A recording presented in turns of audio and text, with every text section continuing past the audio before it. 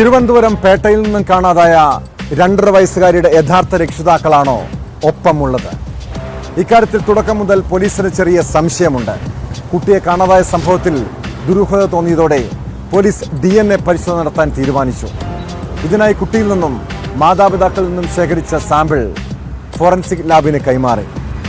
നിലവിൽ കുഞ്ഞ് അത്താണിയിലെ ശിശു സംരക്ഷണ കേന്ദ്രത്തിലാണ്. കുഞ്ഞിൻ്റെ രക്തത്തിൽ മദ്യം കലർന്നോ എന്നറിയാൻ രക്തസാമ്പിളും ശേഖരിച്ചിട്ടുണ്ട്. കുഞ്ഞിനെ തട്ടിക്കൊണ്ടുവന്നതാണോ എന്ന കാര്യവും പോലീസ് അന്വേഷിക്കുകയാണ്.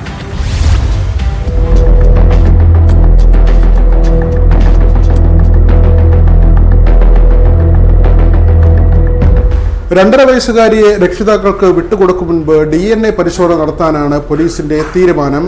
സ്വാഭാവികമായും നിയമപരമായി ശരിയായ ഒരു നടപടിയാണ്. മറ്റൊരു സംസ്ഥാനത്തിൽ നിന്ന് എത്തിയ കുടുംബമാണ്. ഇവർക്കൊപ്പം മറ്റ് സംഘങ്ങളും ഉണ്ടായിരുന്നു. കുട്ടി തനിയെ പോയതാണോ, കുട്ടിയെ തട്ടിക്കൊണ്ടു പോയതാണോ എന്നതിൽ ഇതുവരെ വ്യക്തത വന്നിട്ടില്ല. ഈ ഒരു സാഹചര്യത്തിൽ പരിശോധനാ നടപടികളുമായി മുന്നോട്ട് പോയി കുട്ടിയെ കൈമാറാനാണ് പോലീസിന്റെ തീരുമാനം. CWCയുടെ സംരക്ഷണയിലാണ് കുട്ടി ഇപ്പോൾ ഉള്ളത്.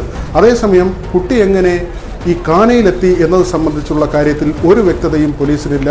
പോലീസ് അന്വേഷണം ഏറെക്കുറെ പ്രതിസന്ധിയിലായ ഘട്ടവുമാണ്. CCTV ദൃശ്യങ്ങളടക്കം നേരത്തെ തന്നെ പോലീസ് പരിശോധിച്ചിരുന്നു. പക്ഷേ കുട്ടിയെ ആരെങ്കിലും തട്ടിക്കൊണ്ടു പോകുന്നതുമായി ബന്ധപ്പെട്ട ദൃശ്യങ്ങളൊന്നും തന്നെ ലഭിച്ചിരുന്നില്ല. മറ്റൊന്ന്, പ്രദേശവാസികൾ ആരെങ്കിലും കുട്ടിയെ എടുത്തുകൊണ്ടു പോയതാണോ എന്നത് കേന്ദ്രീകരിച്ചുള്ള ഒരു പരിശോധനയും അന്വേഷണവുമായിരുന്നു.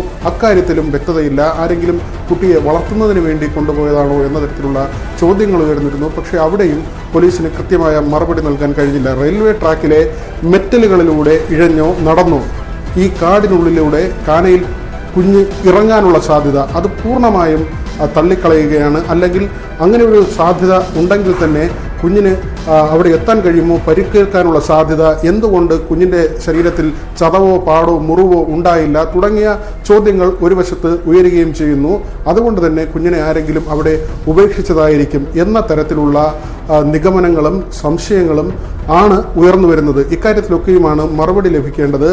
മറ്റൊന്ന്, കുഞ്ഞിൻ്റെ ബന്ധുക്കൾ ഇവിടെ എത്തിയത്, അത് വിമാനത്തിൽ 4 ബന്ധുക്കൾ ഈ സംഭവം അറിഞ്ഞതിന് ശേഷം തിരുവനന്തപുരത്തേക്ക് എത്തിയത് എന്നത് സംബന്ധിച്ച് ഇവരുടെ സാമ്പത്തിക സ്ഥിതി സംബന്ധിച്ചുള്ള കാര്യങ്ങളും പോലീസ് പരിശോധിക്കുന്നുണ്ട്. മറ്റ് ഏതെങ്കിലും സംഘങ്ങൾ കുട്ടിയെ തട്ടിക്കൊണ്ടു പോകാനുള്ള ശ്രമം നടത്തിയതാണോ, ഇവരുമായി ബന്ധമുള്ള ഏതെങ്കിലും ആളുകൾ ഈ ഒരു കുറ്റകൃത്യത്തിന് പിന്നിൽ ഉണ്ടോ എന്നത് സംബന്ധിച്ചുള്ള പരിശോധനകളും പോലീസ് നടത്തുന്നുണ്ട്.